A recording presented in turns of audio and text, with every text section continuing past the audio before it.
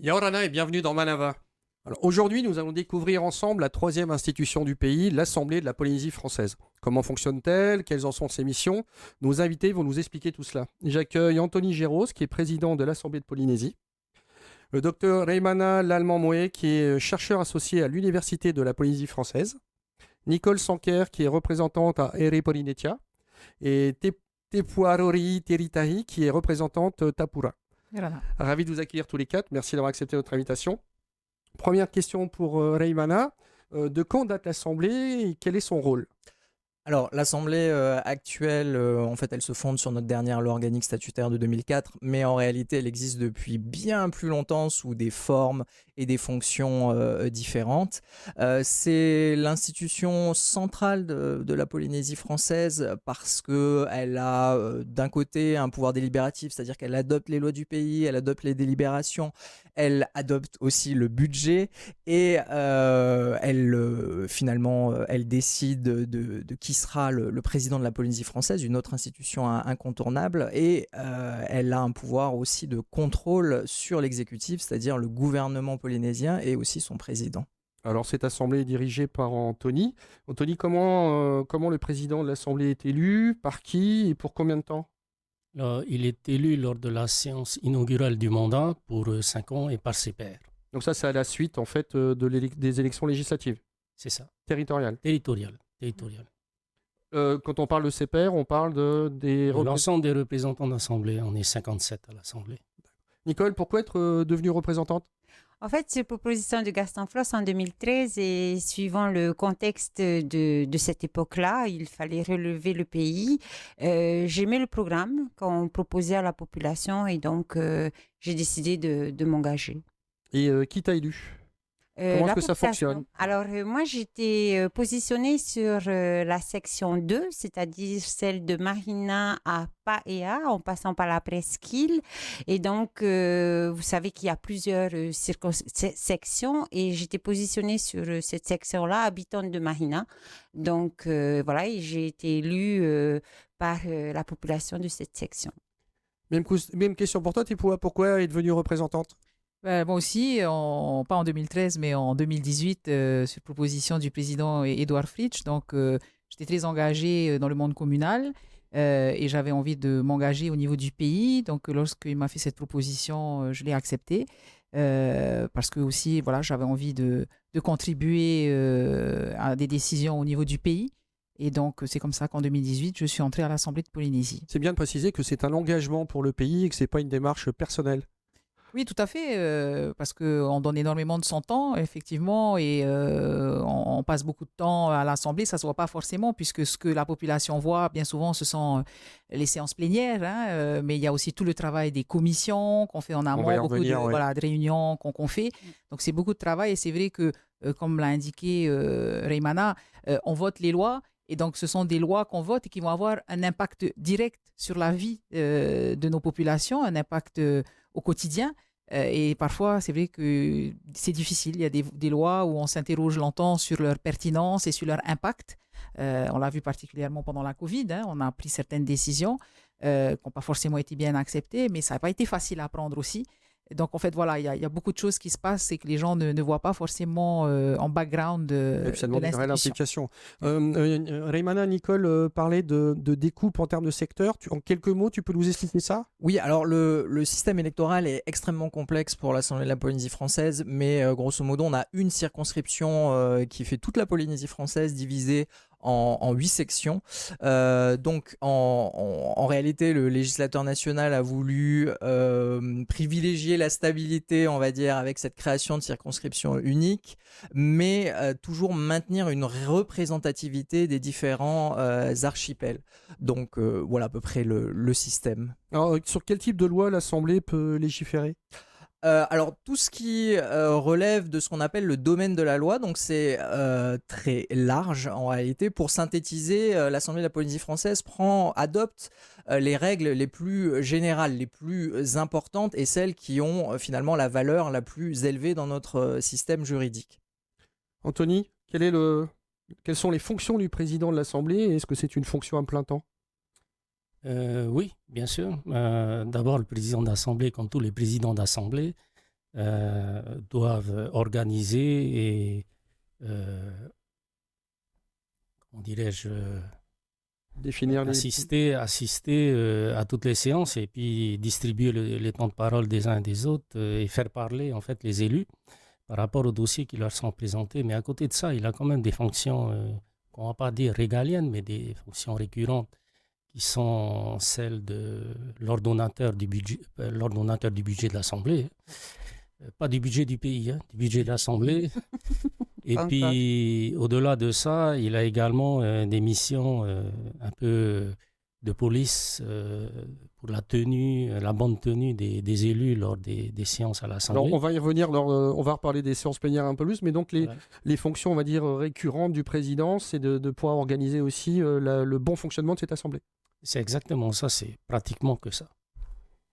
Tépois, quel est le rôle d'un représentant au sein de l'Assemblée? Représentant ou représentante, bien sûr. Le principal rôle d'un représentant, comme ça a été dit tout à l'heure, c'est de voter les lois. Donc, Reimana a employé le mot d'adopter. On n'adopte pas forcément, puisque le vote n'est pas toujours positif, il peut aussi être négatif. Mais avant de procéder à ce vote, effectivement, comme je l'ai indiqué tout à l'heure, il y a tout un travail préalable. Donc, nous participons à des commissions. Donc, à l'Assemblée de Polynésie française, nous avons 9 commissions et nous avons l'obligation, chaque représentant, de faire partie au moins d'une commission législative. Et nous avons aussi des commissions extérieures auxquelles nous sommes désignés en fait en début de mandature, là aussi par un vote de l'ensemble des représentants à l'Assemblée. Et nous devons donc participer également à des conseils d'administration, par exemple, comme le conseil d'administration de l'hôpital, du CHPF, ou des établissements scolaires. Donc, en fonction des sections desquelles on vient, on peut s'impliquer davantage au niveau pays, en étant, par exemple, au sein d'un conseil d'établissement, d'un collège, par exemple, de la commune ou de la section dont on est issu. Nicole, comment est-ce qu'on est désigné dans ces fameuses commissions, justement? Est-ce que c'est en fonction des compétences, des sensibilités, des savoirs de chacun? Alors, ça dépend. Pour mon cas, nous sommes non inscrits, nous n'avons pas de groupe à l'Assemblée parce que pour avoir un groupe à l'Assemblée, il faut 6 élus. Donc, nous, en fin de compte, on ne demande pas trop notre avis. Ça dépend, on nous met là où il y a de la place. Alors que dans les groupes de l'Assemblée, il y a discussion entre les élus par rapport à leurs compétences, où voilà, on leur donne le choix. Mais moi, je voudrais juste compléter ce que Tépois aurait dit. En tant que représentant à l'Assemblée, nous avons évidemment plusieurs outils aussi à notre disposition. Un élu, quand il reçoit une loi qui est proposée par le gouvernement, peut amender, c'est-à-dire modifier la loi telle qu'elle est. Elle peut aussi, un élu peut proposer des lois ou des délibérations en fonction d'un sujet qu'il veut traiter. On a cette initiative législative et à côté des commissions, on peut faire des missions d'information sur un sujet. Aujourd'hui, par exemple, un groupe d'élus travaille sur les transports scolaires ou une commission d'enquête comme on vient de réaliser pour la gestion Covid. Donc, c'est vrai qu'un représentant, il peut s'occuper quand il n'y a pas de texte qui arrive du gouvernement en proposant des sujets d'actualité, des sujets que l'Assemblée veut bien traiter. Alors justement, on voit qu'il y a beaucoup de choses à faire, mais est-ce que vous pouvez avoir des fonctions en dehors, donc des fonctions rémunérées, donc un autre travail en dehors du fait d'être représentant? Non, il y a quand même un système d'incompatibilité. Certains peuvent cumuler, mais pas tous. De toute façon, dès qu'on est élu, on doit remplir des documents qu'on transmet à la haute autorité de la transparence de la vie publique, je crois, où on doit déclarer nos intérêts et notre patrimoine. Et c'est très important, on a un délai pour cela et si on ne le respecte pas, on risque l'inéligibilité. Mais il y a vraiment des incompatibilités, mais je crois que Reimana en connaît un peu plus sur les incompatibilités. Moi, personnellement, je suis professeur et je ne peux pas j'ai vu qu'il y avait toute une liste de postes qui ne peuvent pas être cumulables. Ouais. Par contre, si on prend l'exemple du président, il est Tavana aussi. Oui, donc là, voilà, président, on a des collègues qui sont députés. Plusieurs mandats.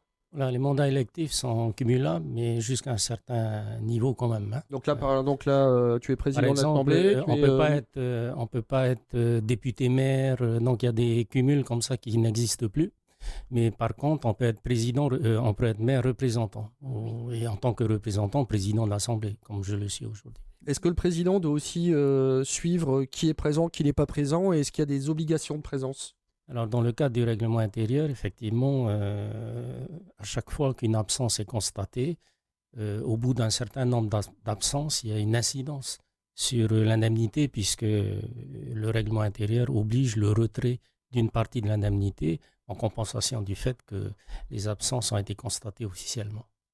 Reimana, alors est-ce qu'il faut maîtriser le droit parlementaire français en plus du droit polynésien, et comment est-ce que ce droit évolue? Non, alors ce sont vraiment des institutions différentes. Certes, elles sont similaires parce que c'est l'organe délibératif ou législatif, si on peut s'exprimer ainsi. Mais l'Assemblée de la Polynésie française, elle se fonde principalement sur la loi organique statutaire de 2004, ainsi que, on l'oublie très souvent, son règlement intérieur qui est adopté donc au sein de l'Assemblée de la Polynésie française. Donc il faut surtout connaître ces éléments, mais il y a une administration au sein de l'APF qui maîtrise tous ces éléments et qui est évidemment au service de son président et au service des différents représentants qui sont eux-mêmes assistés par des collaborateurs. Donc ça veut dire que vous pouvez vous adresser très clairement à des juristes pour des points particuliers, parce que j'imagine que vous ne pouvez pas tout maîtriser. Oui, tout à fait. Donc, on a un règlement intérieur qu'on nous distribue dans la mallette de l'élu nouvellement élu dans Katarahay en début de mandature. Mais effectivement, c'est un bouquin qui n'est pas si épais que ça et qui évolue. D'ailleurs, depuis notre actuelle mandature, on a fait évoluer 2 fois le règlement intérieur. Mais quand on a des doutes ou des questionnements à faire, on a effectivement une administration tout à fait compétente à l'Assemblée de Polynésie qui nous renseigne et qui nous éclaire et qui veille à ce que le règlement intérieur soit respecté au mieux.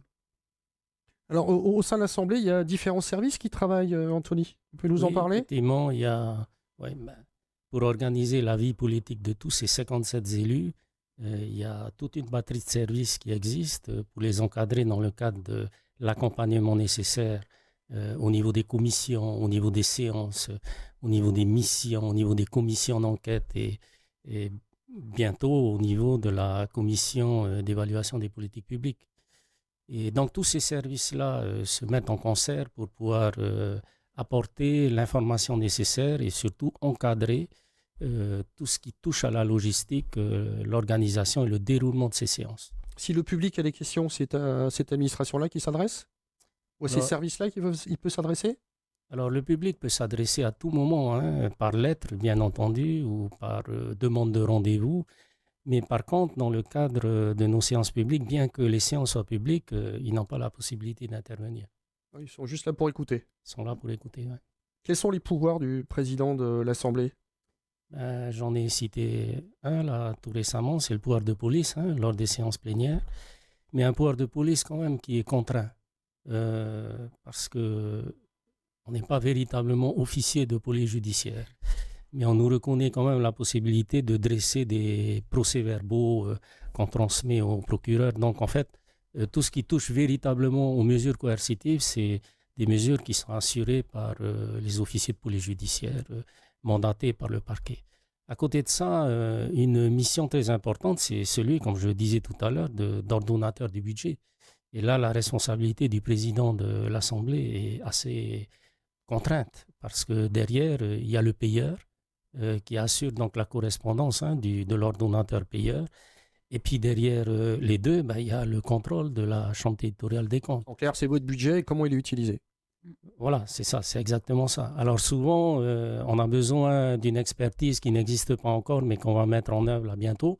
C'est l'expertise d'un déontologue et on a choisi plutôt la formule identique à celle que l'on trouve au niveau du Sénat, c'est-à-dire de créer un comité de déontologie, mais qui va s'asseoir quand même sur l'expertise d'un déontologue, pour pouvoir répondre à des questions très terre-à-terre dont on n'a pas conscience, nous, du risque que ces questions mal répondues risquent de générer en termes de responsabilité, même pénale. C'est pour ça qu'on va s'attacher à mettre en œuvre ça dans les mois qui viennent. C'est important de mettre en avant aussi, on va dire, tous les gens qui travaillent tous les jours, au quotidien, j'allais dire dans l'ombre, mais non, mais on ne les voit pas particulièrement, mais sans eux, l'Assemblée ne pourrait pas fonctionner. Voilà, alors pour essayer de répondre un peu plus clairement à ce problème, lorsque j'ai été la première fois président de l'Assemblée en 2004, j'ai vu effectivement qu'il y avait un mélange de genres parce qu'il n'y avait pas Tétounin. Et donc, j'ai lancé l'idée de séparer donc, le corps professionnel des institutionnels administratifs, donc du personnel institutionnel permanent, du corps des élus ou aussi autour d'eux les collaborateurs qui sont là pendant la durée de l'existence de l'élu ou de la mission de l'élu ou du mandat de l'élu. Et donc aujourd'hui, on peut bien formaliser la présence de ce personnel-là à partir de l'établissement Tétounin qu'on a créé. Et en fait, c'est leur demeure à chaque fois qu'ils ne sont pas sollicités sur le site Tarahe pour nous accompagner dans nos missions politiques lorsqu'on tient nos séances, nos commissions, etc. Alors justement, les commissions, je voudrais bien qu'on revienne un tout petit peu dessus parce qu'on en parle, mais il faut les expliquer.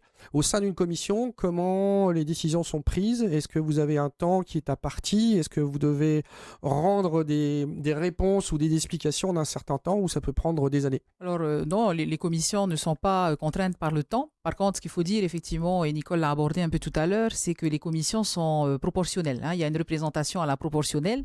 Donc actuellement, en fonction du poids des groupes politiques, il y a 9 membres dans une commission. Donc le Tavinihuir Atira a 7 membres et le Tapurahuir Atira a 2 membres. Et comme disait Nicole tout à l'heure, et je l'ai précisé aussi, comme on doit absolument faire partie d'une commission, donc il y a 3 commissions qui sont aujourd'hui attribuées aux non-inscrits. Ce qu'on appelle les non-inscrits, ça veut dire que ceux qui ne sont pas dans un groupe. Voilà, donc comme ça a été indiqué tout à l'heure, pour faire un groupe, il faut 6 personnes. Avant, c'était 7. On l'a changé récemment dans le règlement intérieur. On est revenu à 6. Aujourd'hui, le groupe Ahiria Polynetia n'est pas un groupe à l'Assemblée, mais un groupe politique. Mais ils sont 3 non-inscrits. Et donc, dans les commissions, nous avons là aussi un bureau, on va dire, puisqu'il y a un président de commission, un vice-président et un secrétaire. Et le président assure donc effectivement l'animation de la commission. Mais lorsque le gouvernement vient nous présenter les dossiers, lorsque c'est un texte qui vient du gouvernement, nous qui sommes en face avons tout loisir de poser toutes les questions qu'on veut. Et aussi, donc, possibilité, comme Nicole l'a bien indiqué, de pouvoir amender, donc de proposer des amendements, donc là aussi, qui sont suivis ou pas par la commission. Mais on peut effectivement apporter notre contribution concrète au texte. Et puis, les débats s'engagent. Donc, ça peut être très court. Parfois, on a des avis où c'est très simple, on n'a pas grand-chose à dire. Et parfois, ça peut être très long. C'est ce qui s'est passé pour le débat d'orientation budgétaire, où on a mis 2 jours complets, ou un autre dossier où on a plus de 11 heures pour débattre sur un sujet. Et effectivement, voilà, il n'y a pas de limite de temps. On prend le temps nécessaire pour débattre un maximum. Et c'est pour ça que parfois, quand on arrive en séance, finalement, il n'y a pas grand-chose qui est dit. Donc, les gens disent, ouais, mais finalement, vous ne faites pas grand-chose. Mais le gros du travail a été fait finalement en commission. Et les commissions ne sont pas publiques. Donc, c'est un peu à huis clos. Les gens ne voient pas ce qui se passe. Mais il y a réellement des choses qui se passent et des vrais débats, parfois houleux, mais constructifs, qui se passent lors de ces commissions. Au sein de ces commissions, si vous ne tombez pas d'accord, quel est le principe? Est-ce que c'est une question de majorité? Est-ce qu'il faut que tout le monde soit d'accord? Comment est-ce que ça fonctionne? Oui, on vote. C'est un vote aussi? Oui, c'est comme, en fait, c'est tout le travail qu'on fait en séance plénière. Finalement, il y a une pré-séance qui s'appelle la commission, la réunion de la commission. Et là, c'est au vote. C'est-à-dire que chaque article est étudié, examiné, débattu. Et après chaque article, il y a un vote. Donc, il faut obtenir la majorité donc, par rapport à ce texte pour que ce texte puisse être transmis ensuite en séance plénière. S'il n'est pas voté en commission, il peut l'être, mais à ce moment-là, il faudra, au début de la séance plénière, demander, donc ça c'est le président de l'Assemblée qui le fait, demander à l'Assemblée si on est d'accord finalement d'étudier quand même ce texte qui a été rejeté en commission. Mais il y a un vote. Donc le président intervient quand même aussi et essaye de réguler tout ça. Voilà. En fait, lorsque le texte est rejeté en commission, le président a l'obligation de procéder à la petite procédure qu'on appelle la question préalable, c'est-à-dire qu'on pose la question aux élus de savoir est-ce que malgré le fait que la majorité de la commission ait rejeté le texte, est-ce que vous voulez quand même l'examiner? Et si la majorité de l'Assemblée dit oui, on veut l'examiner, à ce moment-là, on procède à l'examen du texte qui a été rejeté en commission. Et cette fois-ci, l'examen est fait en public? Il est fait en public, oui.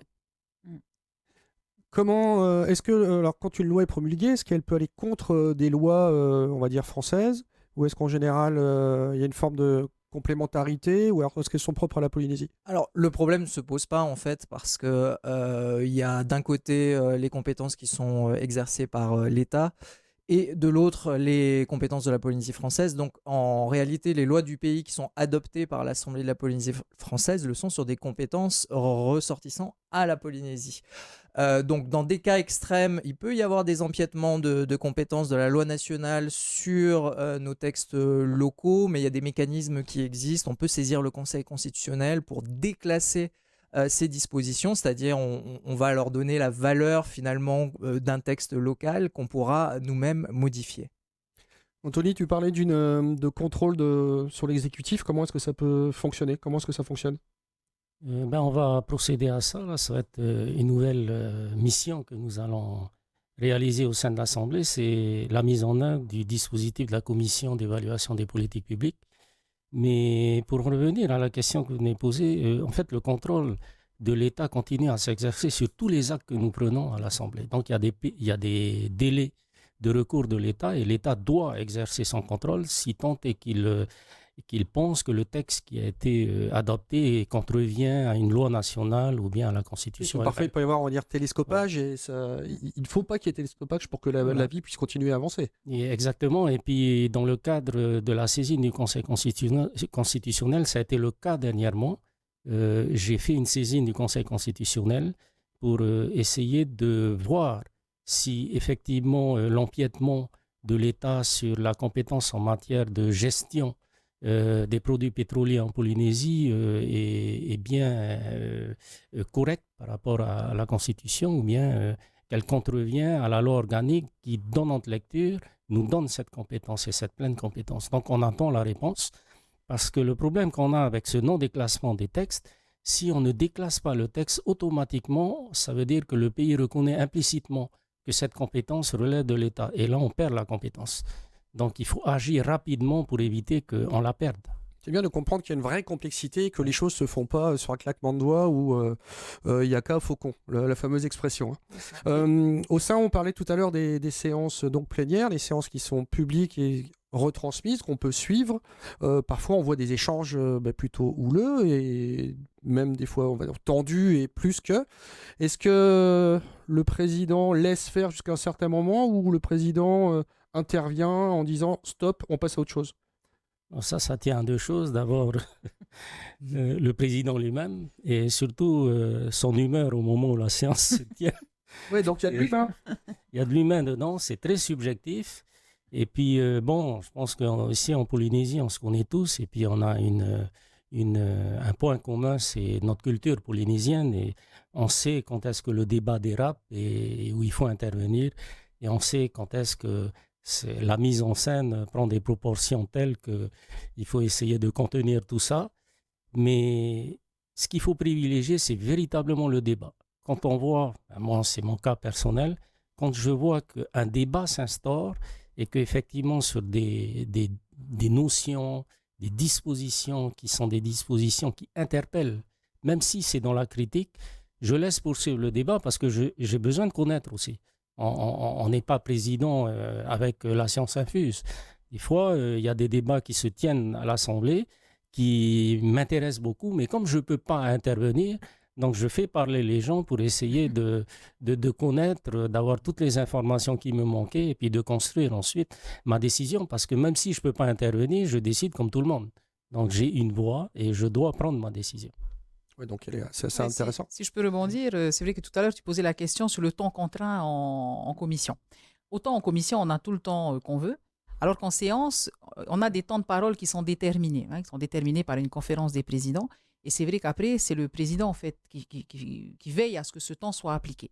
Et il est vrai que dans les débats qu'on a actuellement à l'Assemblée, on a la chance d'avoir un président effectivement qui ne nous coupe pas, qui laisse débattre, voilà, dès lors qu'il y a un réel débat sur le sujet. Évidemment, quand on sort du sujet, il y a un rappel à l'ordre. Mais c'est vrai qu'à partir du moment où on est lancé dans un débat, on n'est pas à nous couper systématiquement la parole, on peut continuer. Parfois, effectivement, on fait un petit clin d'œil, on essaie, on tente le coup. Voilà, c'est un petit jeu, mais c'est parce qu'on a envie, effectivement, de pouvoir exprimer nos idées. Et là, c'est vrai que tout dépend, effectivement, du président de l'Assemblée. Il faut du débat, c'est important, c'est le principe de C'est démocratie. très important. Le dialogue, c'est quelque chose de très important. Parce que la décision, c'est un ton très court. C'est oui ou non. Mais le dialogue, par contre, il faut qu'il puisse être assuré et même organisé de manière critique et correcte. Il y a beaucoup de pays où ils adoreraient avoir la possibilité de dialoguer et de Ouais. débattre. Reimana, combien de temps entre un dépôt de texte et la promulgation d'une loi? Oula, Plus ou moins, on va dire. Allez. alors ça, c'est vraiment très très variable. Il y a 2 sessions à l'Assemblée de la Polynésie française. Donc une session qui va bientôt débuter en avril. De enfin, 90 jours, c'est ça? Oui, de 90 jours et une session dite budgétaire qui débute en septembre. Et c'est dans le cadre de ces sessions, sauf session extraordinaire, où on va pouvoir adopter des lois du pays et des délibérations. Alors, la plupart des textes aujourd'hui sont plutôt préparés par l'exécutif. Donc, ça, c'est valable dans le monde entier. Donc, c'est des projets de loi du pays, par exemple. Bon, ça s'explique parce qu'ils bénéficient de l'administration, en réalité, l'exécutif. Et à partir de là, ça peut aller très vite, mais il faut obligatoirement que ça passe par un certain cheminement, et notamment, on l'a entendu, par une commission dite législative qui va étudier le texte. Et ensuite, ça dépendra de l'actualité, parce qu'il peut y avoir beaucoup de textes en même temps, et donc il faut faire des choix de calendrier. Parfois, les représentants de l'APF terminent très très tard. C'était bien de le préciser parce que c'est beaucoup de travail et ça se fait pas du jour au lendemain. Une toute dernière question, Anthony, pourquoi est-ce que les jeunes devraient venir visiter l'Assemblée territoriale? Parce qu'il faut qu'ils s'intéressent à la politique et éviter que la politique s'intéresse à eux trop, de trop près. Et en fait, nous sommes une collectivité territoriale, donc on n'a pas des institutions souveraines. Et dans le cadre de la loi organique qui nous anime aujourd'hui, il est intéressant que le jeune puisse savoir exactement de quoi relèvent en fait les institutions politiques du pays. Et souvent, il y en a qui n'arrivent pas à comprendre exactement pourquoi ici on ne peut pas faire ça alors que là-bas on fait ça. Ils peuvent venir à l'Assemblée et on va leur expliquer un petit peu tout ça. Et sans faire de politique, le fait qu'aujourd'hui c'est le Tamini qui a la majorité, donc on peut ouvrir un débat sur autre chose que l'autonomie interne. Et ça, c'est intéressant. Merci d'avoir répondu à mes questions. Vous retrouvez tout de suite le VA, votre journal en tahitien. On se retrouve demain à 17h15. Bonne soirée sur TNTV.